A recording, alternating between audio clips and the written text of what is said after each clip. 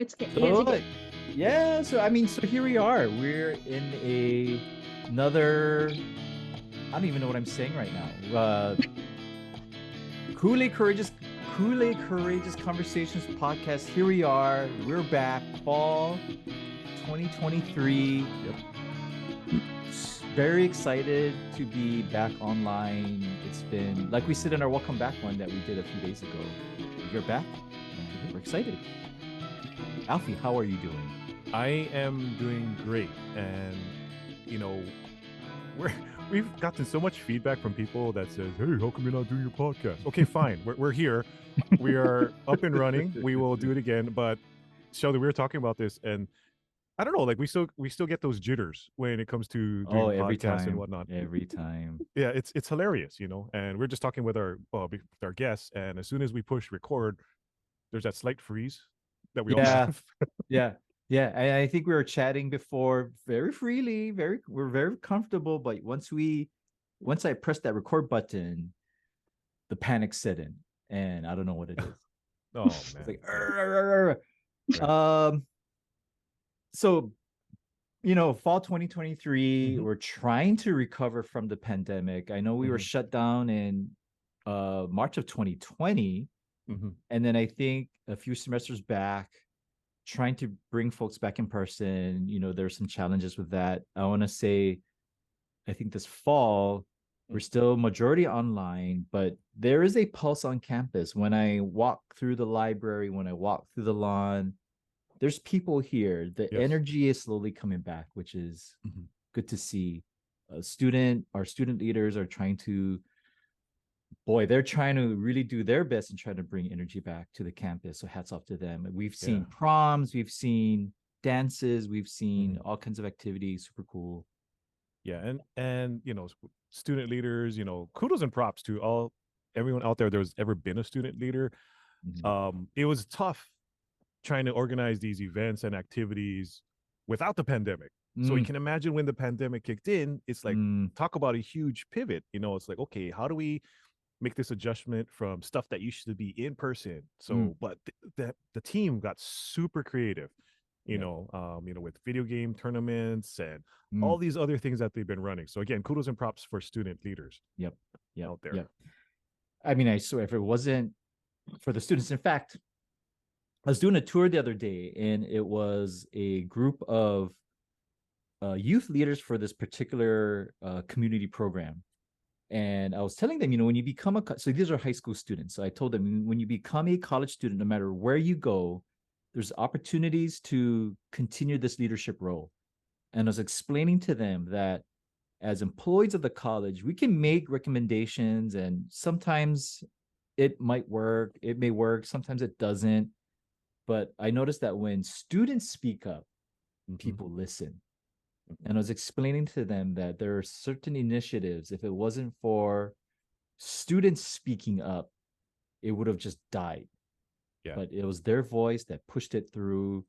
And maybe it wasn't registering at that point with these young leaders, but I hope at some point they feel that their voice has weight. What they Oh, say means something, you know. absolutely. And you know, who knows better what's best for students than students themselves? Who'd have thought? Who'd have thought that? Well, it's a interesting concept, that we tend to forget or whatnot. But It's like, speaking of student leader, Sheldon, yes. yes, we actually have a guest who is actually a former student leader. Oh. Yeah, yeah, and Mm. in fact, this student leader won a very prestigious award while on Oh, campus. really? Yes, yes. In fact, I believe she was nominated, or actually, and she won Oh, for being the student leader of the year here at Kapiolani Community College. what? Yeah, totally, totally. It was a perfect setup too because she thought she was going to go talk about like renovations for a particular student center, and Oh, then no lo and ways. behold, yeah, and they gave her is like, oh, by the Oh, way, that's so coming up to the awesome. stage So is the she, student leader of the year award, and it went to her. so she had no idea. She had no idea, and the best part, she was dressed up for it. she was totally, she was totally dressed up for it. Oh, that's perfect. Yeah, yeah, definitely. And so, yeah, so we're really excited, and I think for me personally, this particular interview Mm, has been a very long time coming, and you'll kind mhm. of hear through the course of our talk story session with this one. So I'm really excited for this one. But sorry, Sheldon. Earwax removal. I'm not sure if for the listeners out there, he has a little hashtag behind him that says earwax removal, and Yes. our guest talked about it, and I said, well, it's important because you never listened to me when you were a student leader here. But let's hear why Sheldon has it there. Um, Will, you know what? I don't know why I'm pausing because, well, you know what? Okay, I'll share it. Because our guest, who will introduce in a little bit, is a health professional, Mhm. and actually, this hashtag earwax removal, if you can believe it or not, there's going to be some kind of connection to it. But you know what? I'm going to keep the suspense going. Alfie, if you don't mind introducing our guest so that we can Yes, move on to my hashtag. absolutely. So as mentioned earlier, former KCC student, actually graduated from here at KCC way back in what was it? 2017, I want to say spring Ooh. 2017. Got a couple certificates along the way as well Mm. with us at Kapiolani Community College. So, ladies and gents, boys and girls, children of all ages, please give us a round of applause for I used to know her as Vanessa Joy Ranon, but now she's actually Vanessa Joy Ubante. Woohoo! Thank you. Thank you. So, Vanessa, tell us a little bit about yourself. Maybe if you could share what high school you attended and perhaps why you chose Kapi'olani Community College. That one's a funny story still. So I graduated 2014, James Campbell High School. All Go Sabres. All right. right. What's up? Sabers, Campbell. Eva Beach. Yes. Yes, yes, yes. Surprisingly, KCC was not my first choice. Oh, My first choice was UW, huh. but of course, going out of state is going to be expensive. So my second choice was HPU, and I had a Mm. scholarship for it, but I couldn't afford it. So Even with the that was, scholarship? yeah, even with the scholarship. So I got a Okay, scholarship okay. that paid for like 50% of my tuition, but 30 grand, like, it's still Mm, pretty expensive. that's So right. I was like, okay, what can I do? I was like, UH, and UH is still expensive, but KCC gave me a full blown like ride with all my like financial aid and extra for like anything else I needed. So I decided to go with that route because free college, who wouldn't want free college? So wait, you had tuition covered, fees covered, Mm-hmm. and then extra. Yeah, so like my Wow. financial aid that I got with my grant covered my tuition, and it also covered my books as well as like anything other that I needed. Like I remember I upgraded my laptop because I had like one of those like big bulky ones The from like, box. yeah, and everyone was like, "What is that?" with their MacBook Air, and I was like, "I think I need an upgrade." Are you running Windows 95? Anyway, sorry. I'm totally dating myself. Never mind. Sorry. Yeah, you are. Yeah. It's just a big PC box. Yeah. Yeah. Oh, well, yeah. Oh wow. I'm showing my age. Yeah. How do you think Okay, we feel? so Yeah, well, I mean, yeah, not to go off yeah, tangent, I was yeah, with a yeah, yeah. student yesterday and I was explaining to her about when I started at KCC. She goes, "Was that in the 1900s?" And that just crushed me. Anyway, When we had a good KCC laugh. first started. We had a good laugh. Anyway, so okay, you're at KCC financial aid. Mm-hmm. So Yeah, so yeah, I decided to go KCC yeah. because college was free. And then my mom was like, free college, go for it, try it. Mm. And I was like, it's a community college. It's not what I want to go for. But she's like, start off there, see Mm, how you like college. And then from there, go off to where you need to go off.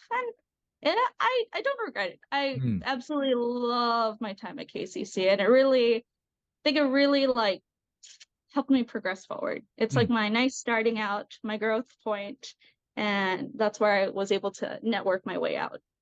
hmm. Mm-hmm. So when you graduated from Campbell High School, what was your Mm-hmm. plan? Like in your mind, because when Alfie and I work with youth, that question comes up a lot. What are you going to major in? And we're not really looking for like a solid answer. We just want to know what they're thinking at that time. Because I mean, we've heard airline pilot, we've heard I want to become a doctor, everything. So it's, of course, dream big. Exiting out of Campbell, what was on your list of perhaps dream careers? No, well, I remember this clearly because I didn't know what I wanted to do. So being in a Filipino family, everyone's like, oh, go be a nurse, be a doctor. So I was like, oh, okay, nursing's on my mind. But then afterwards, like, I love sports therapy. I love the mechanics of like kinesiology. So I was like, okay, maybe I should become a physical therapist. And KCC had a PTA program. So I was like, maybe I'll go PTA and then go from PTA to kinesiology and then work down to physical therapy for like a doctorate. But then when I was like calculating all the years it takes to become a doctor, I was like, 12 years? Oh my God, maybe not. So I was like, okay, maybe let's start with PTA because that's 2 years.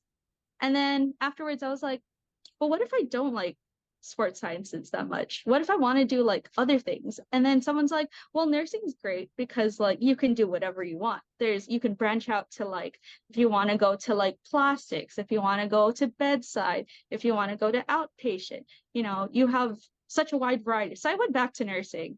And then afterwards, like, the constant competition of nursing, I was like, maybe I don't want to do nursing.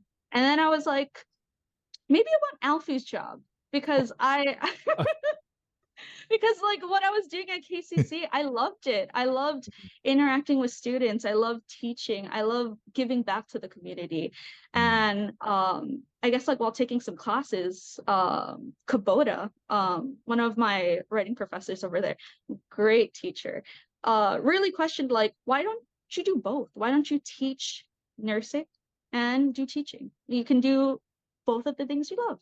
So I was like, you're right. So I went back to nursing to, do what I loved, please the family, but also like keep it in the back of my mind of like, nursing will always be that opportunity of giving back, teaching, continuing education.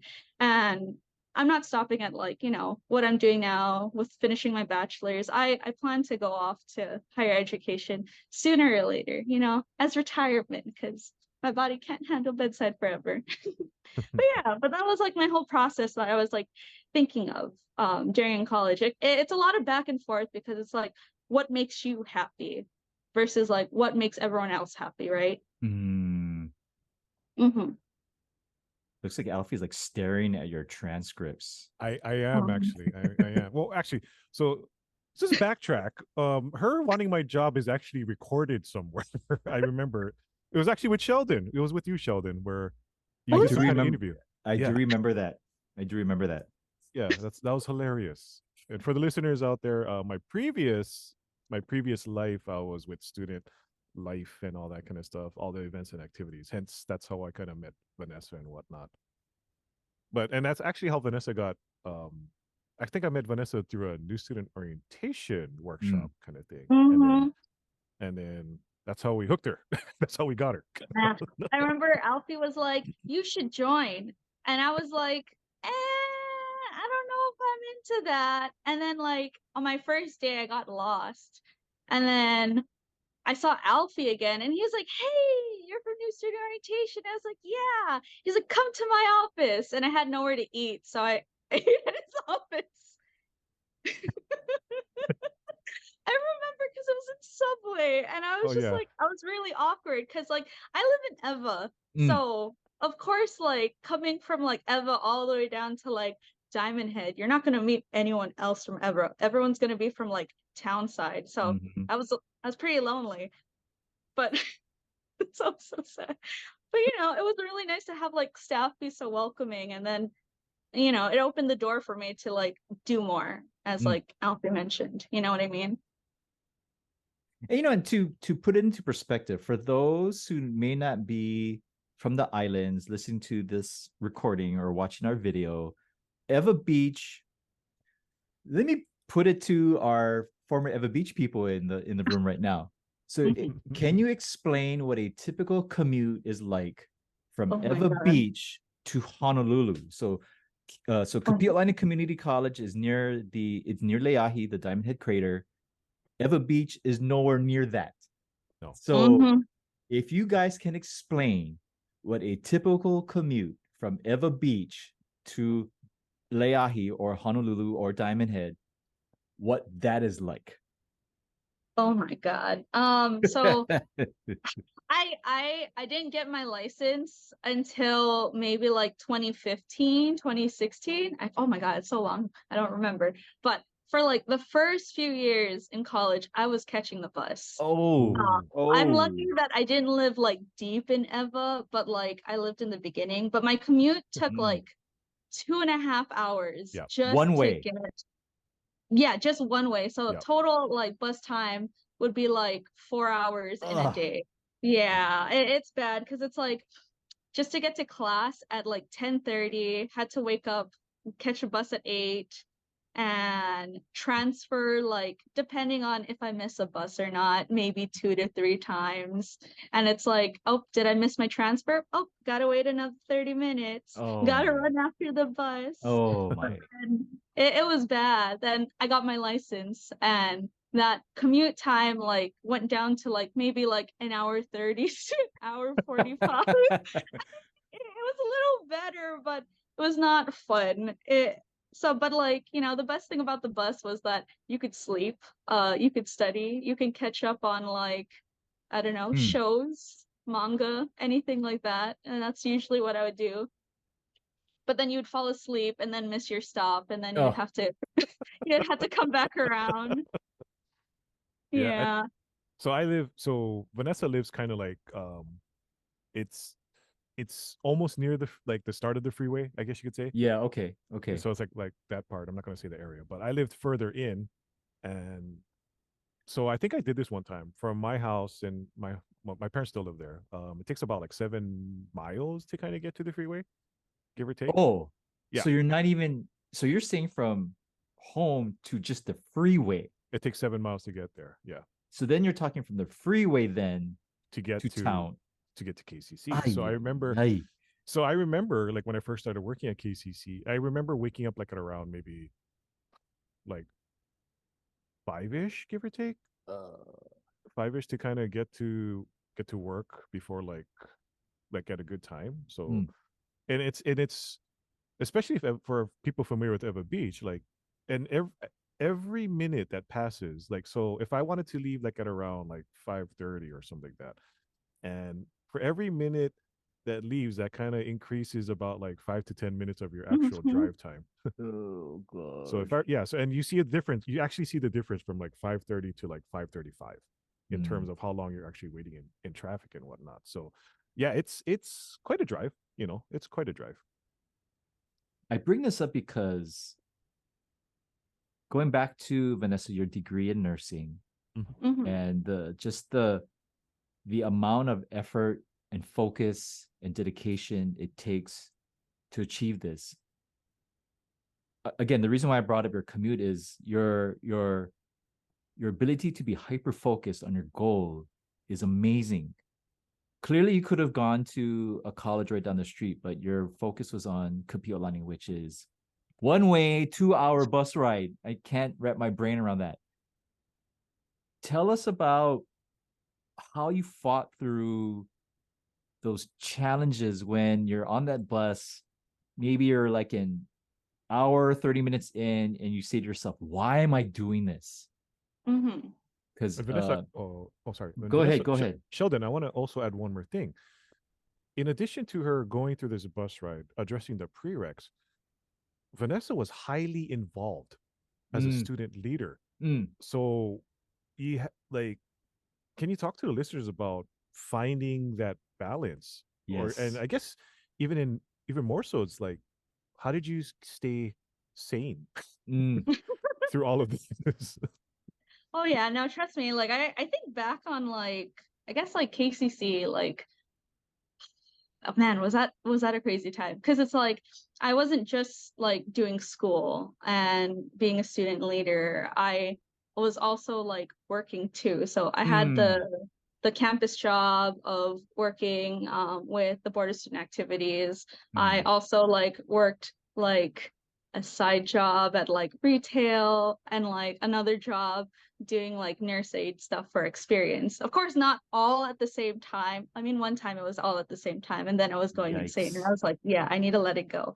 But I think what kept me sane through all of it, it was just the fact that like just having goals for myself of like, you know, this is what I wanted. This is a dream. And, you know, it takes small steps to get somewhere. And for me, it was like, although it was busy, it was more of like, oh, if I do, you know, student leader stuff, it's more so of like developing my character, developing my own personal skills that I can use for the future of like when I'm in nursing, because, you know, it's similar in like leadership, like in one role, it's pretty much the same. It's just you know, flip the perspective, flip the responsibilities to whatever makes it work, right? And then alongside with that, with school, it's more so of like, I was thankful for like a campus job because it helped me like kind of manage. Because like you said, with like going back and forth from like Eva to town, you know, most of my days would be staying on campus. So like I would like probably go to school early, like maybe like, you know, once I started driving, of course, like 8 o'clock. With the bus, it was like maybe 10. Study before like anything, and then like 12 o'clock when it's time for like any sort of events, I do events, do group classes, and then afterwards would be like my free time, and I would stay on campus for a while studying until like traffic died down, so I didn't need to get that 2.5 hour drive back home. Yeah, so I would study on campus, but like it's all about like managing your time and figuring out, I guess, like your priorities too. Because like some people, like when they, you know, come from town, or like when they think of school, they, you know, get in, get out, Heald College, you know, trying to just do the minimum. But I feel like keeping busy and getting engaged in college really keeps you there. And, you know, it's kind of funny because I think about it like before I got like super involved with like BOSA, I used to get on campus, do my classes, go off to Ala Moana to eat during my breaks, and then afterwards I'd be like, do I even want to go to class? Because I'm like, I'm already like here and it's gonna take this long. I'm probably gonna miss my bus. Might as well go home. And that's why I was like, Alfie, looking at my transcripts, you can see the D's and F's. But I mean, like, you know, I mean, that's the first college experience that I had, like, you know. But then after getting pulled onto campus and staying on campus, getting connected, getting engaged, I just felt like a sense of like belonging, as well as, you know, this is what I need to do. Like I started taking school a little bit more seriously because, you know, I thought about like college, you know, like college, you think when you're out of high school, it's like, it's just high school, but adult high school. But it's more than that, you know. It's about like building your future, your career, what you're gonna do. And it has to be something you have to take seriously and focus on. And some people, you know, some people are a little faster than others. Sometimes it takes time, you know, it takes time to get where you are. But, you know, as long as you're able to make that goal, you'll be fine. Just take as much time as you need. The missteps, the failures, that all builds character. Yeah, I remember talking to I was at a high school yesterday and I was explaining to them how at a community college, or just how people define community college, it's 2 year versus 4 year. Like there's this timeline that they sort of suggest. And I tell them, you know, what I love about working at Kapi'olani is we try to make sure we follow your journey, work on a path that's right for you. And I always I tell them that I get nervous when they hear the term 2 years, because that implies that there's a timeline, that you got to finish. So I was telling them, you know, I worked with this one student who had to work really hard, full-time job, take care of family. Didn't do it in 2 years, just fine. And so, like what you said, Vanessa, was so right on, and how it is your journey. And yeah, you just gotta own it. Yeah. And speaking of journey, Vanessa, so you you got your certificate with nurse aid, Hmm. and now you're knocking out your prereqs and you're ready to apply to get into nursing at KCC. Hmm. So what happened next?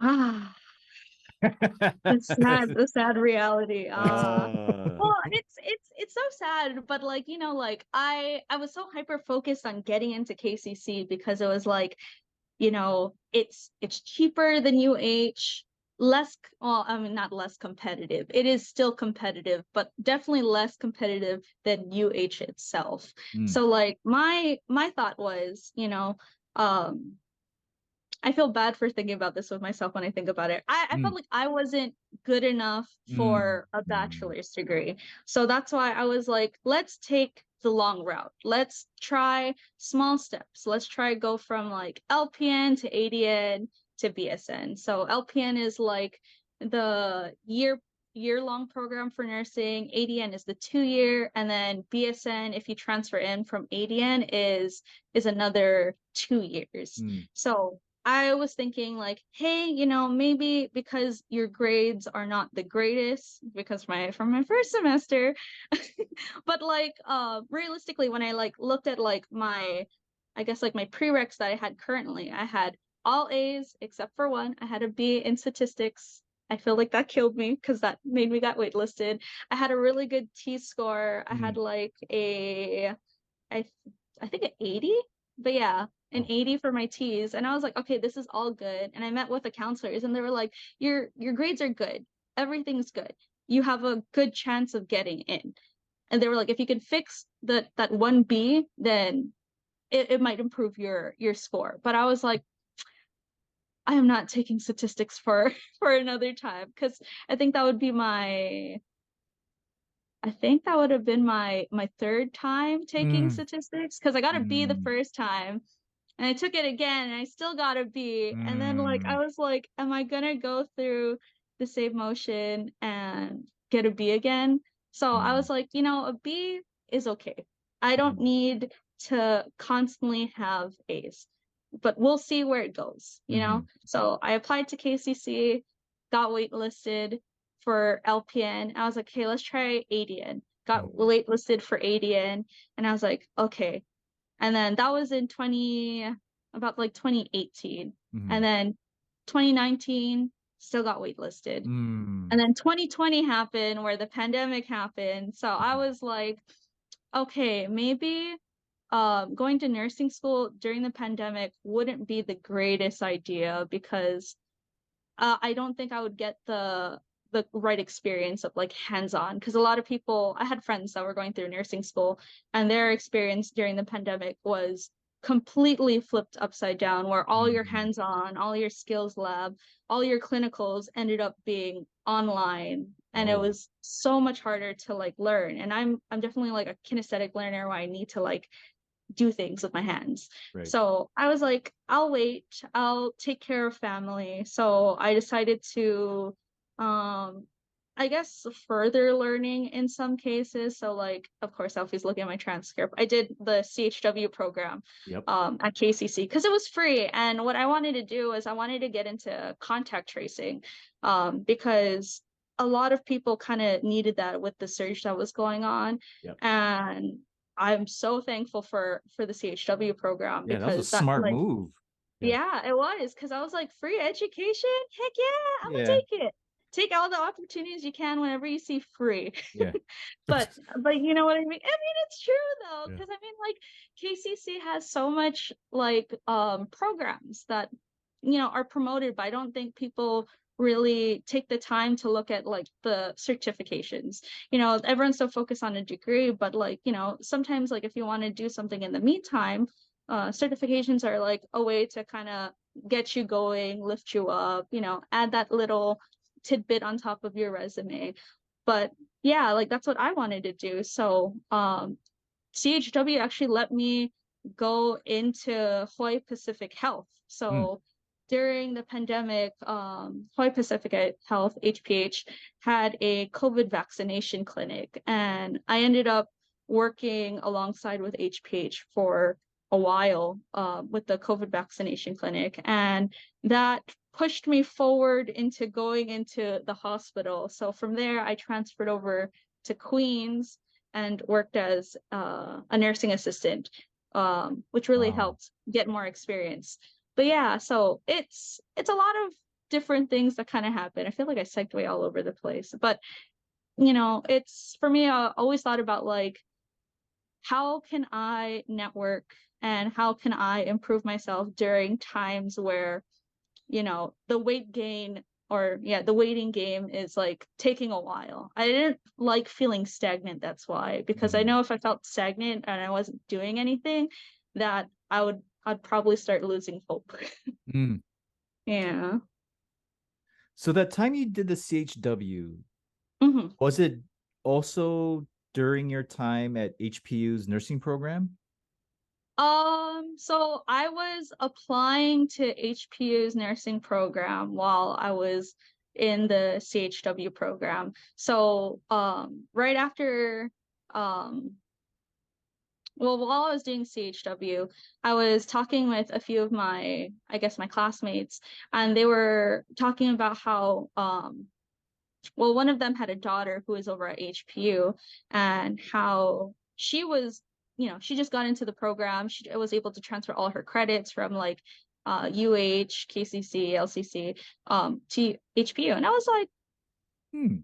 maybe I should do that. Mhm. What if that's an option that I can take? But then I was like thinking back of like, my original plan, HPU number 2, second choice, right? Right. I was like, what if I can't afford it? Mm. But I was like, let's meet up with a counselor, let's talk about it, and let's see where that goes. Mm. And alongside with what I was doing with like HPH at the time, like the money that I was getting from working with them really helped me like pay off like my tuition. So that 50% tuition that I had, I was able to afford it now, because instead of having like, minimum wage job, I had adult paid job. That's So like I was right. able Okay. to afford college, which is weird. I guess like for me, like I was so like against loans when I first started off in college because I was so scared of it. Mhm. But realistically, I had to like change the mindset with loans of like, loans is just another investment. You can pay it off once you get a big girl job, and it won't be something to worry about. So with the scholarship that I got, I had a loan on top of it, so I could go to HPU perfectly fine. And that was 2 years of just nursing program. So that was great. It wasn't my long, like, let's go for the long route. Yep. But again, like, I think a lot of people who are going into nursing, I think they always have like that, like, what is your backup plan? What is your initial plan that you want to do? And you can't be so hyper focused on what you want to do, because sometimes that won't really go the way you want it to. And sometimes you might feel stuck. And from there, you have to think about like, what else can you do? Mm. Or if you're stuck and you can't get in, it's like, do I really want to do nursing? Do I want to do something else? But Mm. yeah, that's pretty much like the journey. It was definitely hard. I I did not enjoy it. So, kind of go back to that part where you're put on these waiting lists, for hmm nursing. So, Mm. was there a point where you started to have second thoughts, like, oh no, do I stick with this waiting list, or do I maybe pursue potentially a different degree, or do I stick like, Mm. I'm gonna stick to my guns, I'm gonna keep with nursing? So, did you ever have those feelings of like doubt that kind of crept in your head while you Yeah, kept, all yeah? the time. Oh my Mm. gosh. Like, the sad part is because like I feel like a lot of my friends around me are nurses or nursing students. So whenever they got into the program and I didn't, I was like, what am I doing wrong? We have the Mm. Mm. same grades, we have the same GPA. I was better at them at this class. I don't Mm. understand, my T scores was higher. Like it was always that competition that goes in your Mm. head of like, because Mm. in nursing school, it's like the top, I don't know, like I think for KCC, it's like they only do like 15 every semester, and then there's like 500 students, so you have to be that top 15. So it's like, what did I not do to get in? And it really like messes with your psyche, because it's like, was I not good enough? Did I not do something? Was it because my grades from back then messed me up? And it's a lot of like, you know, being hard on yourself. But I think a lot of people that's in nursing needs to not feel so hard on themselves, because, you know, mistakes happen, but, you know, you just got to be nice and easy. I know for me, like, with the waiting game was hard, and I was like, oh, maybe I shouldn't be a nurse. Maybe I wasn't meant to be a nurse. Maybe this wasn't my calling. Maybe this wasn't meant to be. Maybe I should go into teaching, because that's what I love. You know, and that's what I like constantly like was thinking about. Maybe that's what I needed to do. Maybe I needed to change degrees. And I know, like, I ended up crying to Alfie so much on his couch inside the office. I was like, maybe I shouldn't do nursing anymore. Maybe I should just change degrees. But it's like, you know, you put so much time and effort into it. It's sad that it would go to waste. So you have to think about, like, well, for me at that time, I had to think about, like, what could I do with what I did so far with my classes? I did X amount of classes. What would fit into this? So my, you know, my time, my classes wouldn't go to waste. And I was thinking, maybe I can go into another medical degree, or I could maybe like go into teaching, because most of my classes and prereqs, because I did my liberal arts, can, you know, go towards that.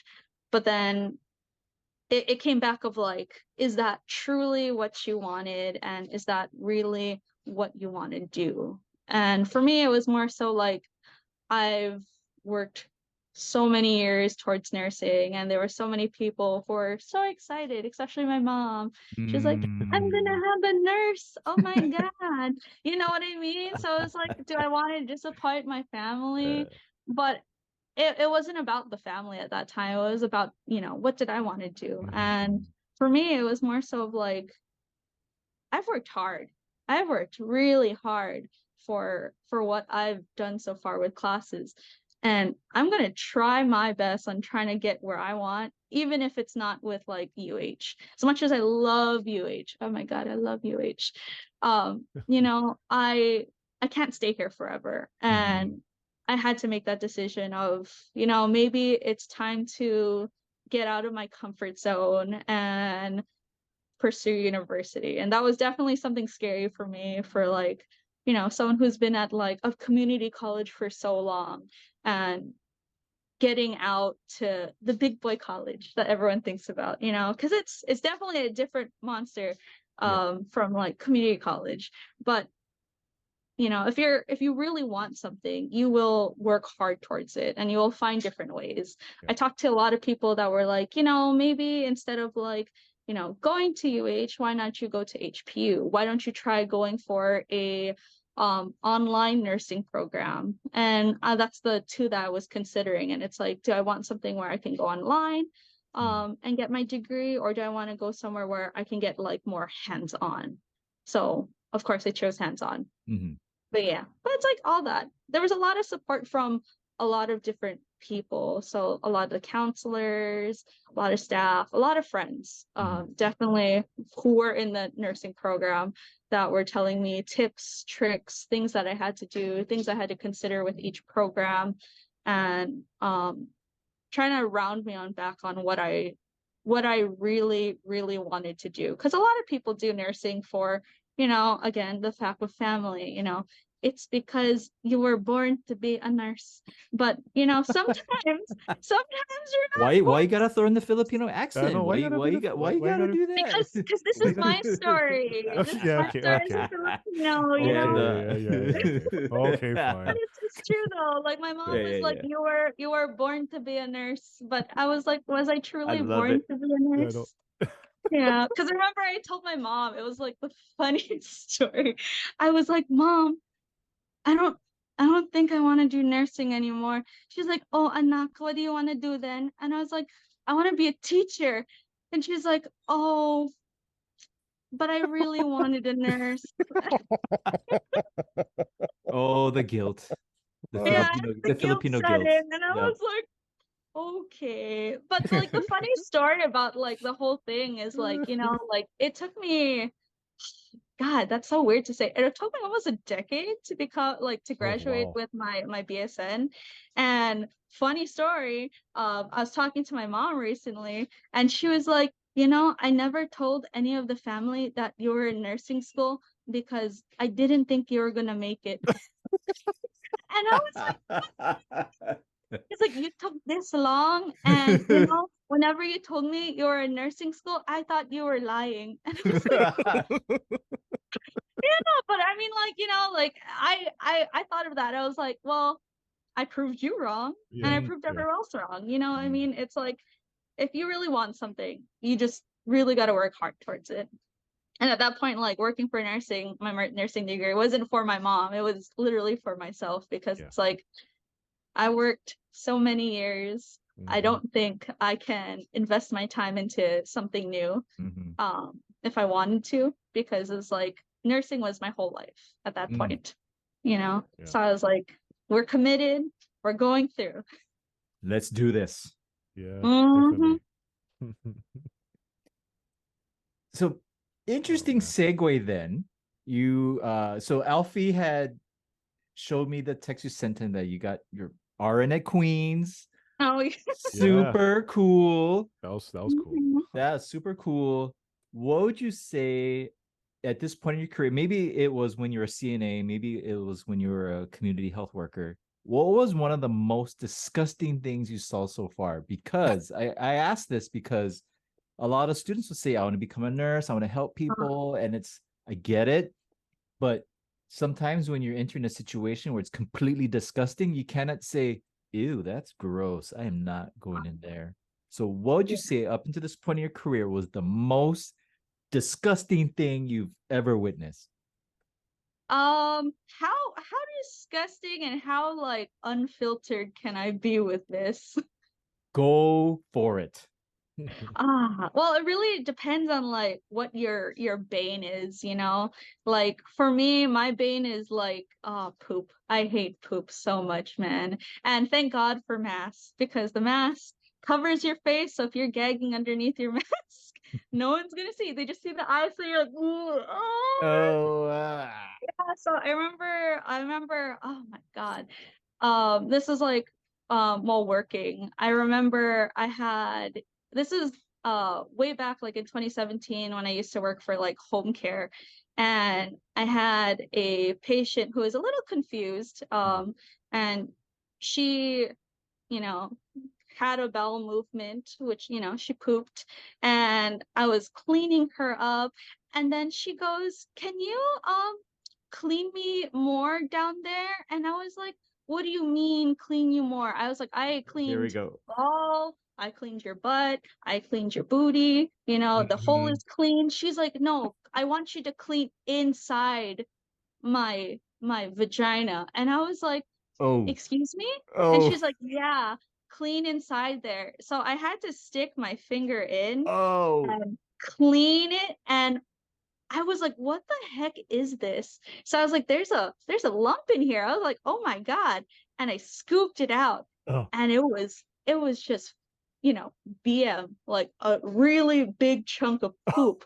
And I was like, "Oh my God, that is so gross." So I like, Oh, water, soap, clean the area, and I'm just trying to clean all of that out. And I was like, "Oh my God, is this my life as a nurse?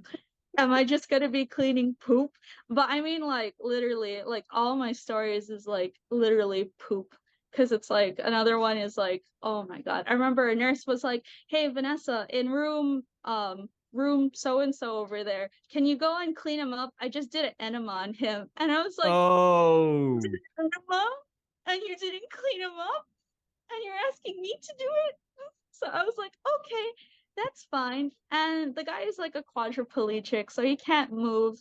And he's like, I'm so sorry. And I was like, it's okay, dear, I got you. So like while I'm like flipping him over, it's like covered from his back to his legs. And I'm just like, okay. So I'm cleaning, and then while I'm cleaning and it's like almost clean, he keeps going. So I like have to like put my hand over there and just wait. And while he's just like pooping into my hand, I'm just like, ah, this is the dream. This is But yeah, I was like, oh my God, this is the dream. This is what I was working for forever. But you know what I mean? I was like, you have to start somewhere. And I feel like a lot of people that, want to go into nursing, I feel like they romanticize nursing a little too much, that they forget about like, the typical things that happens with like, life. People will need help using the bathroom, people vomit, people die, like, and that's the hard part that some people can't like, think about until they actually experience it. Yeah. Like, Yeah. taking like a CPR class, for example, everyone's so excited doing CPR, doing compressions. Yeah, I'm gonna save a life. But then once you're like finally in that moment and you have someone who's dying in front of you and you're like, I have to do compressions. How the hell do I do compressions? And you're like trying to press on like, a meaty body. It feels wrong. And I think people need to like be ready for that. I remember a friend of mine who was working in the ED was like, Vanessa, I think you'd be great in the ED. And I was like, why? What makes you think that? And he's like, I just feel like you're very compassionate and nice. And I was like, oh, really? That's nice. He's like, yeah. And I think you can be serious enough when doing compressions on a 2-month-old. And I was like, what is what? the ED? Oh, emergency department. So Emergency like the department. emergency room. Yeah, okay. the ER. But yeah, and I was like, compressions on a 2-month-old? And it's like, I don't think I can do that. But like, you know what I mean? Like that's the reality of nursing. And a lot of people like talk about how great it is to save lives. And it is great to save lives.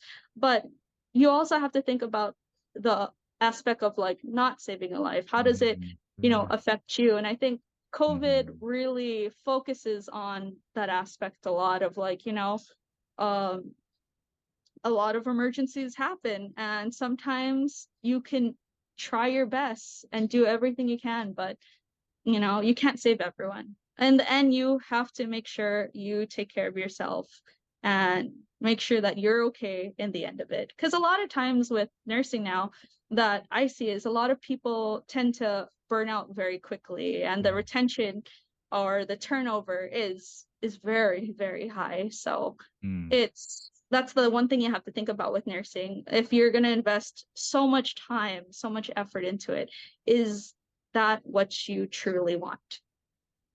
And do I truly want to scoop poop? I guess so. But you know what I mean? I think for me, in the end of it is like, I like caring for people. I like helping out people. And if I'm able to do one small thing and make one person happy or change, their perspective in their life for the better, that's a plus for me. That's a So it kind of puts my hashtag earwax removal into perspective. So like Alfie and I were talking earlier, we're talking about guilty pleasures, and I was sharing with him in preparation for this interview. I am addicted to watching earwax being removed from people's ears on social media. Oh. It is so disgusting. It's so gross. And so when Alfie's like, we got to interview Vanessa, we got to talk about nursing. I was like, I want to find out how she defines gross. Because I need to know, because watching earwax being removed, that's pretty disgusting. But what you shared, you have a heart of gold. Yes. I can see why the earwax removal kind of segues into it now. Because I was just like, earwax removal? Is that like a reminder for you to like clean your ears? Oh man. Wow. But yeah, the Wow. stories that everyone shares with nursing is I feel like if you ever talk with a nurse, is either the most funniest stories you'll ever hear or the most grossest stories you'll ever hear. But you know, that's part of the job. It's kind of like the beauty of it. Yeah. Hmm. Ooh, I don't even know where to go from there. Yeah. I'm sorry. That was No, definitely no. like That We was asked for it. We asked for yeah. it. Oh my That was yeah, our God. no, that's why Yeah. I was like, I have more, No. more stories, but I was like, So it's not the I have a funniest. visual of Vanessa holding a handful of poop.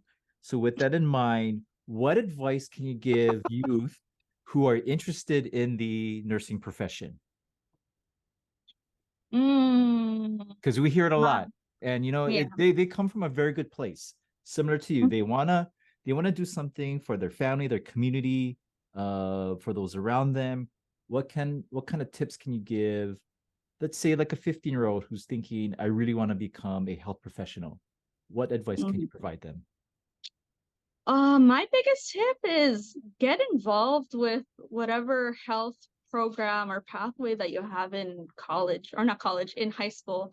I know like with, I think Waipahu does it, where they have like for the seniors where they can go into like medical assisting, and get that experience on hand. Or like I forgot what the other one that they had for like healthcare administration they had Mhm. as well. But I mean, like, get involved with your high school's health care pathway, because that kind of gives you an insight on what it's like to work as a healthcare worker, or even get involved with like volunteering.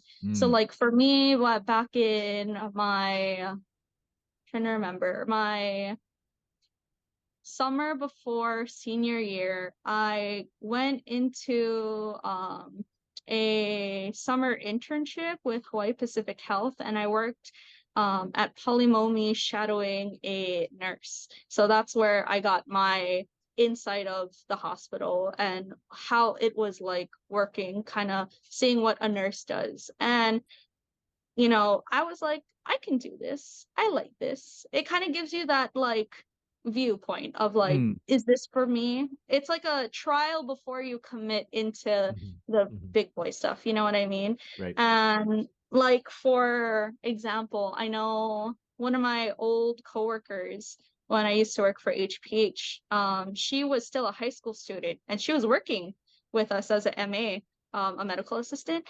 And she was like, I want to go into nursing. I'm going to go and I'm going to commit into it.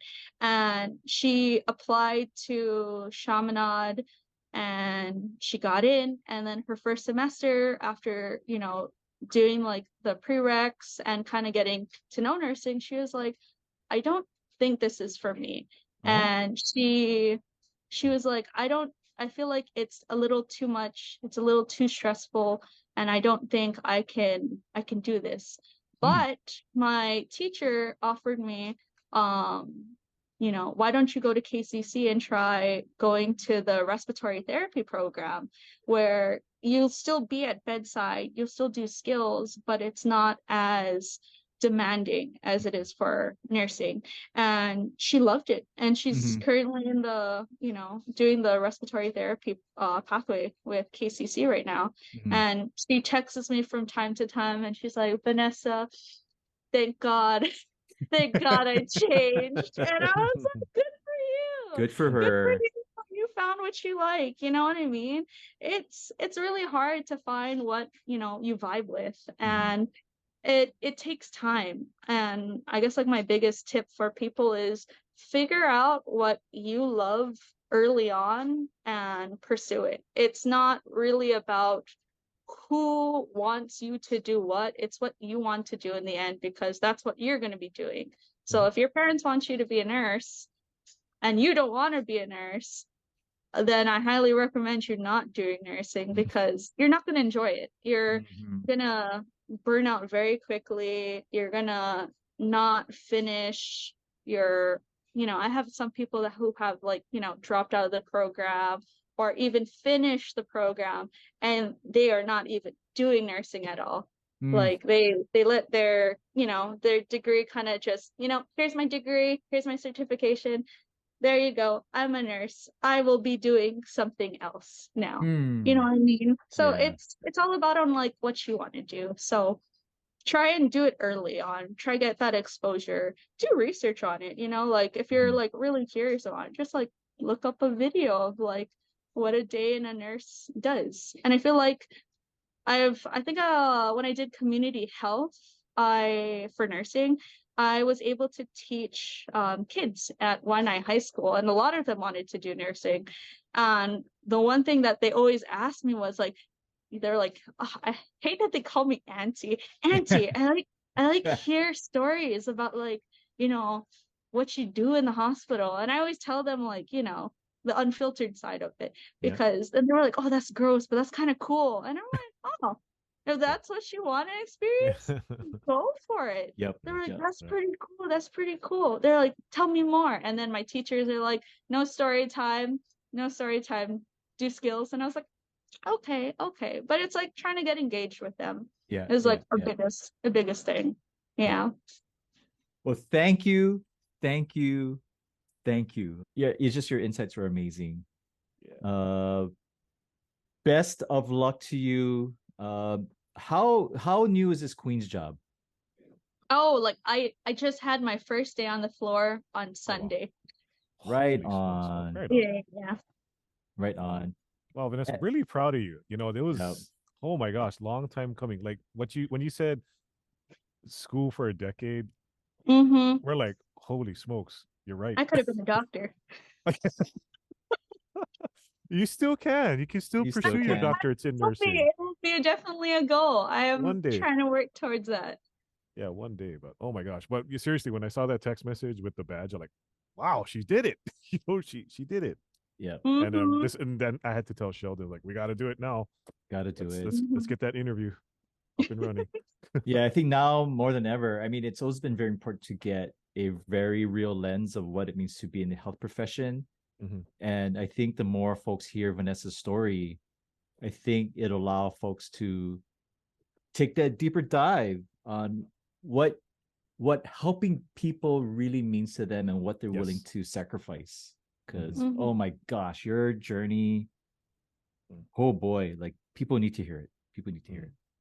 Oh yeah. Like when Alfie mentioned earlier about like one of the students, how you have to be a dream breaker and break the dreams. And I was like, Yeah. all the time. I mean, like, I felt like my dreams were broken when, like, you know, I kept getting waitlisted. But I mean, maybe there's another opportunity somewhere else. Who knows? That is correct. That You is know what I mean? correct. That is correct. Thank you, Vanessa. Truly appreciate you. We hope to interview you again for more growth stories. Just use the hashtag earwax removal. Earwax removal. Story time. But thank you. Appreciate it. No, thank you guys. I really appreciate just coming and sharing. It's just nice to, I guess, be real with people and just kind of like go over. I feel like I still help out students even now, like way past when of like being at KCC. If anyone asks is like, how do I get into this? And then I'll just be like, here, you can get in contact with these people. I hope they're still working there. The helping never stops. The helping never stops, and it comes in many shapes and sizes and forms. But thank you very much. Thank you. No, thank you guys.